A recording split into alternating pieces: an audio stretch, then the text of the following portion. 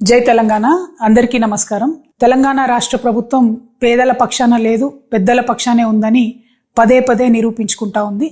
ఈ మధ్య గవర్నమెంట్ అంతా కూడా స్మార్ట్ మీటర్లు పెట్టబోతున్నాం అనేటటువంటి అంశాన్ని హైలైట్ చేసి చెప్పేటటువంటి ప్రయత్నం చేస్తుంది. మొన్ననే సిఎండి గారు కూడా ప్రకటన చేయడం జరిగింది, మేము త్వరలో స్మార్ట్ మీటర్స్ పెడతామని చెప్పి.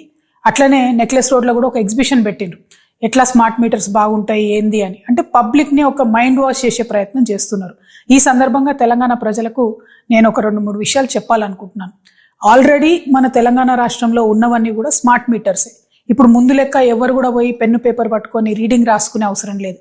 ఒక చిన్న మెషిన్ ఉంటుంది, దాన్ని తీసుకొని మీటర్ దగ్గరికి పోగానే ఆటోమేటిక్గా రీడింగ్ వస్తుంది. స్మార్ట్ మీటరే ఇప్పుడు కూడా ఉన్నది. కానీ ఇప్పుడు వీళ్ళు ప్రపోజ్ చేసేటటువంటి కొత్త మీటర్ ఏంటంటే, ఏదైతే రైతులు ఢిల్లీ సింగ్ బార్డర్ దగ్గర ఉద్యమం చేస్తే నల్ల చట్టాలు తొలగించిండ్రో, ఆ నల్ల చట్టాల్లో భాగంగా అదానీ వాళ్ళ కంపెనీకి సంబంధించి మీటర్లు ఏవైతే వ్యవసాయానికి పెట్టాలనుకున్నారో, ఇప్పుడు కొత్తగా కేంద్ర ప్రభుత్వం ఒక కొత్త పథకం తీసుకొచ్చింది. దాన్ని రాష్ట్ర ప్రభుత్వం సంతకం పెట్టి ఒప్పుకొని ఇవాళ కొత్త స్మార్ట్ మీటర్లు పెట్టాలనుకుంటుంది. మరి కొత్త స్మార్ట్ మీటర్లు పెడితే నష్టమేంది అంటే, ఇవి మన సెల్ ఫోన్ ఎట్లయితే మనం మొదలే ఒక 1000 రూపాయలు, 500, 100 రూపాయలు పెట్టి ప్రీపెయిడ్ ఎట్లా చేసుకుంటామో అట్లా ప్రీపెయిడ్ స్మార్ట్ మీటర్లు పెట్టాలనుకుంటున్నారు. సరే, మొన్న మనందరం కూడా ఈఆర్సీలో గొడవ చేస్తే వ్యవసాయానికి పెట్టమని చెప్పిండ్రు. కానీ ఇప్పుడు మళ్ళీ మొత్తం పబ్లిక్కి పెట్టాలి, ప్రతి ఇంటికి కూడా స్మార్ట్ మీటర్ పెట్టాలి అనే ఒక ప్లాన్ చేస్తూ ఉన్నారు. దీనివల్ల నష్టమేంది?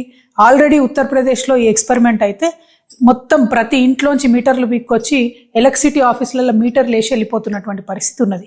మన దగ్గర కూడా క్రితం ప్రభుత్వంలో తెలంగాణలో గవర్నమెంట్ ఆఫీసుల్లో ఈ ప్రీపెయిడ్ స్మార్ట్ మీటర్ పెడితే సడన్గా అర్ధరాత్రి లేకపోతే ఏ టెలికాన్ఫరెన్స్ అవుతున్నప్పుడు కరెంట్ పోతుంది.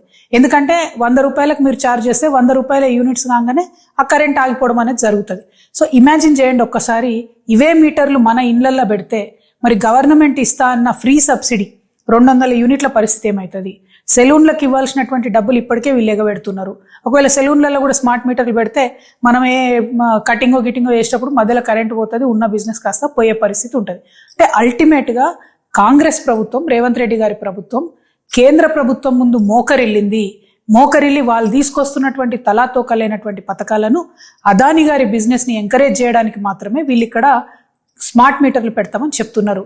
ఉన్న స్మార్ట్ మీటర్లను సరిగ్గా వాడుకొని ఉన్నటువంటి మొత్తం ఎలక్ట్రిసిటీ డిపార్ట్మెంట్ని ప్రాపర్గా వాడుకొని ఆర్టిజన్లను రెగ్యులరైజ్ చేసి కాంట్రాక్ట్ ఎంప్లాయీస్ని రెగ్యులరైజ్ చేసి ముందు 24 గంటలు కరెంటు మంచిగా ఇచ్చే ప్రయత్నం చేయండి. హైదరాబాద్ మహానగరంలోనే ఎప్పుడంటే అప్పుడు కరెంట్ పోయే పరిస్థితి ఉంది. ముందు దాన్ని సరి చేసుకోండి, ఆ తర్వాత కొత్త కొత్త పథకాలు ఆలోచించండి. ఎంతసేపు ప్రజల జేబులకు కత్తరేద్దామనేటటువంటి ఆలోచన తప్పితే ఈ కాంగ్రెస్ ప్రభుత్వానికి ప్రజలకు మంచి చేద్దామనే ఆలోచన కనబడతలేదు. కాబట్టి తెలంగాణ రక్షణ సేన నుండి మేము ఈ కొత్త స్మార్ట్ మీటర్లు పెట్టేటటువంటి పథకాన్ని తీవ్రంగా వ్యతిరేకిస్తున్నాం. దీనివల్ల మీరు ఇస్తున్నటువంటి ఎస్సీ ఎస్టీలకు అట్లనే సెలూన్లకు సబ్సిడీ ఎత్తేయాలనేటటువంటి ఆలోచన చేస్తున్నట్టుగా కనబడుతుంది. దీన్ని మేము జరగనివ్వము, దీన్ని మేము తీవ్రంగా వ్యతిరేకిస్తున్నాము. Thank you. జై తెలంగాణ.